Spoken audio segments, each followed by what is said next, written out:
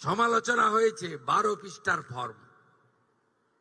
Actually 4টে পৃষ্ঠা ছাড়া fill up করা ছিল না, আর একবার আপনি ফিল আপ করে দিয়েছেন, একেবারে পোর্টালে আপলোড হয়ে গেছে। শুধু এই স্কিম নয়, ভারত সরকার, পশ্চিমবঙ্গ সরকারের আরো অসংখ্য স্কিমে আপনি সুযোগ পাবেন।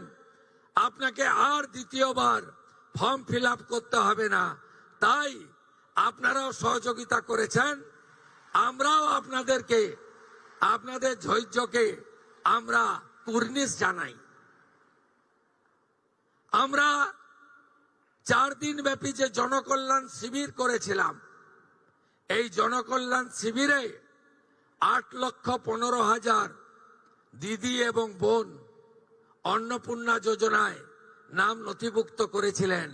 খুশির খবর, আজকে যাদেরকে টাকা ট্রান্সফার হলো তাদের মধ্যে জনকল্যাণ শিবিরে আসা 8,15,000 প্রত্যেকেই তাদের অ্যাকাউন্টে টাকা পেলেন। শুধু তাই নয়, আমরা 3রা জুন বলেছিলাম যে আমরা মাসে একদিন টাকা ট্রান্সফার করব।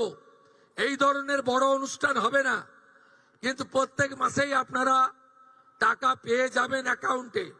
এবং যেহেতু ফর্ম ফিল আপ এবং ভেরিফিকেশন পোর্টালে আপলোডের প্রক্রিয়া চলছে, পুরো জুন মাস সময় দিয়েছি, পুরো জুলাই মাস সময় পাবেন, পুরো আগস্ট মাসও সময় পাবেন। অতএব একটা স্বচ্ছতার ভিত্তিতে আমরা কখনোই বলি না যে বিজেপির টাকা, আমরা কখনোই বলি না মুখ্যমন্ত্রীর ব্যক্তিগত টাকা, আমরা কখনোই বলি না প্রধানমন্ত্রীর ব্যক্তিগত টাকা, আমরা বলি সরকারি টাকা, সরকারি প্রকল্প। যারা যোগ্য তারা পাবেন। অন্নপূর্ণা যোজনার বাইরে গিয়ে যদি বলা যায়, আমরা সরকারি বাসে 0 ভ্যালু টিকিট আমাদের মহিলাদের জন্য চালু করেছি। আমরা যেহেতু চালু করার সময় বেশি সময় পাইনি, আমরা এরপরে একটি পিঙ্ক কার্ড, গোলাপি কার্ড করে দেব, যাতে যারা প্রকৃতপক্ষে সরকারি বাসে ফ্রিতে চান মহিলারা, তারাই পাবেন। কারণ আমি দেখেছি বেশ কিছু সরকারি কর্মচারী, মহিলা দিদিরা, বোনেরা, তারা বলেছেন কেন আমি টিকিট কাটতে চাই,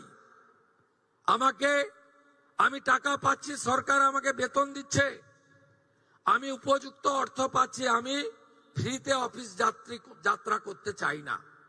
আমি তাদেরকে কুর্নিশ জানাই যে তারা চান যে এই ধরনের অর্থনৈতিক সাপোর্ট, সহায়তাযুক্ত কর্মসূচি কেবলমাত্র প্রকৃত প্রাপকদের কাছেই যাক, ছাত্রীদের কাছে যাক, চা বাগানের শ্রমিকদের কাছে যাক, অন্যান্য চিকিৎসা করতে আসা গ্রামের মহিলাদের কাছে ফ্রিতে তারা বাসে ভ্রমণের সুযোগ পাক।